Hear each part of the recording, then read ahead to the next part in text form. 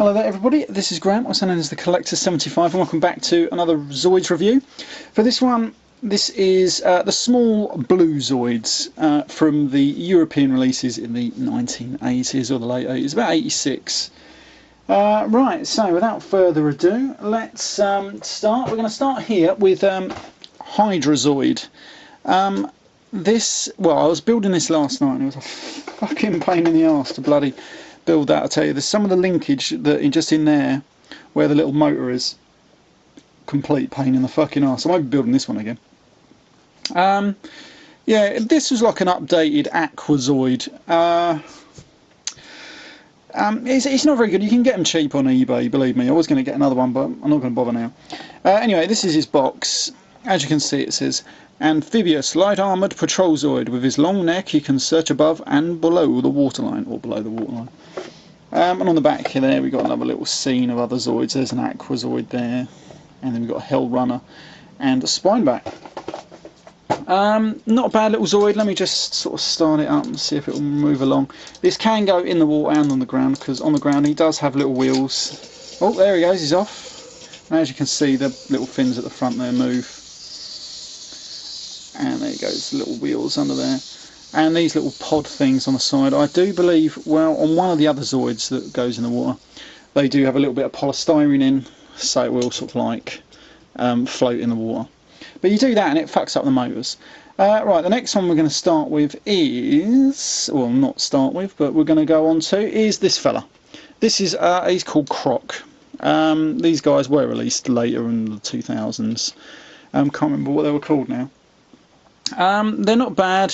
It's very, very, what's the word I'm looking for? Fragile. There's a lot of pieces that just, like literally like that. The legs just want to fall off. This one is incomplete. I do have another complete one in the box down here, which I'll show you right now, because the box isn't too bad actually. Where is it? Here we go. This is Croc. And he's a hunter with powerful jaws that open and close, with guns that scan the skies as he stalks his prey. Not bad little Zoid.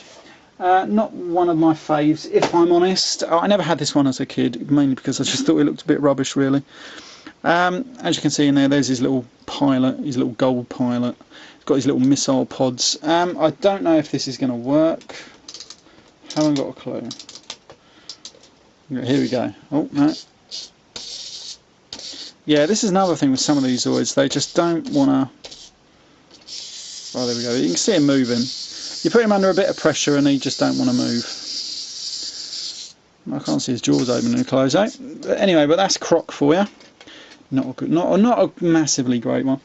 Right, so let's move on to another one. This is Zore. He looked. I remember when I saw this when I was a kid. He was like a miniature version of Zore, Gore the Lord Protector. It looked like they just miniaturised him down, maybe.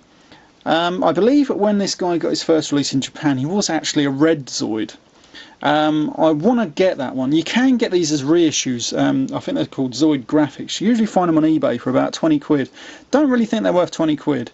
Because I got one or two of them, which I'll probably show in another review. And I got mine for a tenner. And I did see some of them at Forbidden Planet in London. They were 16 quid, and Forbidden Planet is bloody overpriced, so...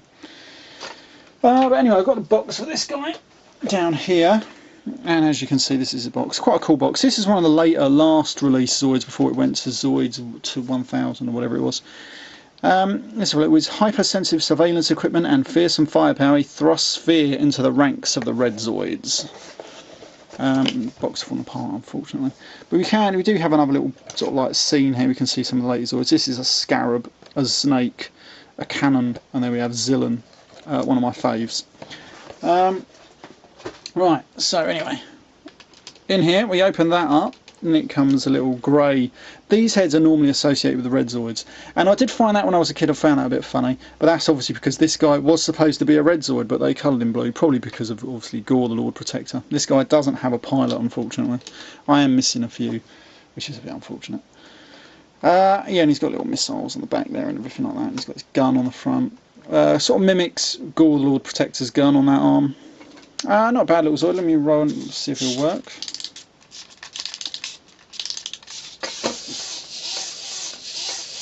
Yeah, he's not doing too bad, is he? That's Zore for you. Not a little bad one. He's probably going to walk everywhere now. Right, before I get on to the last two, we're going to move on to one of my faves. This is Zillon. I've got a couple of these guys. I think these are the only actual two I've got.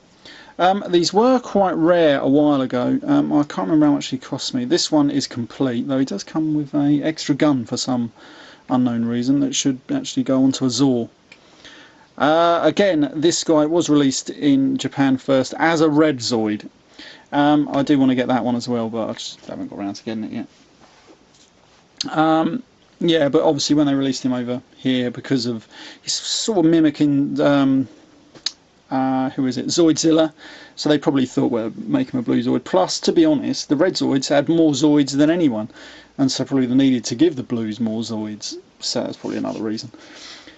Yeah, but he's quite cool. He's heavily armoured. I don't have a box for this fella, which is a shame really. I'd like to get one of these in the box. But this one is one of the rarer ones, and normally these go for a little bit more than some of the other Zoids. In there you can see his little gold pilot. There he is. The instructions don't exactly say to put these guns on the head, but it is the most common place you'd find them. Again, this gun shouldn't be on there. As you can see, he's got two different hands. He's got one claw hand. I'm going to see that too well. Let me just hold that one up to the camera. There you go. He's got one claw hand and another one with like 4 guns on it. Again, on the back here, he's got some more guns, and you can also open up this little back panel here.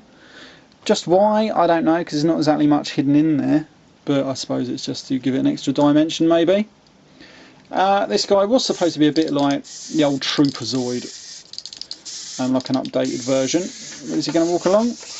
Yeah, there you go. See, he's off. Oh, you don't want to walk too well. Right, so we're going to put him over the back here. Give ourselves a little bit more room. No, he wants to come forward, doesn't he? Fuck you, Stone. Right, anyway, so this guy is one of the later release Zoids as well. This guy is called Cannon. And he's like a turtle Zoid, tortoise, whatever you want to call it. I never had this as a kid, it just looked too boring to me. It's got a few guns. For some reason, this panel on the back here opens up, revealing like a storage area. But it doesn't give you exactly anything to put in there. But I suppose maybe you could go around collecting other bits of Zoids, a bit like Red Scavenger maybe. He's got his giant fucking gun on the front there, which is pretty good. And I suppose he's got these two little guns here, these will turn, no problems there. And as you can see, his little cockpit there with his little gold pilot in. Right, so let me see if this guy should work. I don't have boxes for these guys, but I'm not too bothered about these ones. So anyway, here he comes. You should see the head going in and out. Yeah, there we go. And back out. And back in. There we go. And this gun does also raise up and down like that. I suppose he's just like a heavy attack Zoid, really. A bit like a tank, if you will. And then I've got this other cannon here. As you can see, I've got an upgrade set. This gives him a giant fuck-off cannon. Unfortunately, it's green, unfortunately, because these were for the later release Zoids, where they came, all Zoids came in all bloody different colours, which is a shame, really. If this had been blue, it would have suited them down to the ground. I think it's brilliant. You can also attach this giant cannon to a snake, and I think it is... there is another one, I can't think of it offhand. It's definitely a snake and someone. But anyway, it's not bad.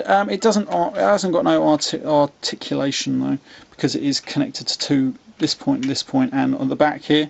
So unfortunately, it doesn't elevate or nothing like that. But it does give him the giant fuck off gun, and does give him these little feet at the back, like for steadiness or whatever. So suppose if you was firing that, it would just go and firing backwards, I suppose. I don't know if he's going to walk along too well. But we'll see. No, you don't want to know, does he? I think the heaviness of him really is a problem, which is a shame, really. But there we go. Right, yeah. So that's Cannon. The last one I'm going to show here. This is a Blue Zark. I think it's called Petromanda, maybe. But this is well, this was one of the Zoids graphics ones that I got. This is his first Japanese release, of course, where he was in fact a Blue Zoid. That looks like he's going to come out there, but it's not. Yeah, where he was in fact a Blue Zoid, not a... well, they didn't really have Blue Zoids, it was Republic Zoids or Empire. But yeah, So I mean, this guy looks good. I do like it. I'm missing a couple of tabs off there, I believe. Maybe they're still in the box. Who knows? But anyway, this guy does look great. He's pretty good actually. Yeah, he's like a blue zark. I wanted to show this one. I do. Did I have the box? I must have the box. It's probably still at my mum's house. But there you go. He does walk along, and his legs, the wings should go up and down. Let me just hold on. There we go.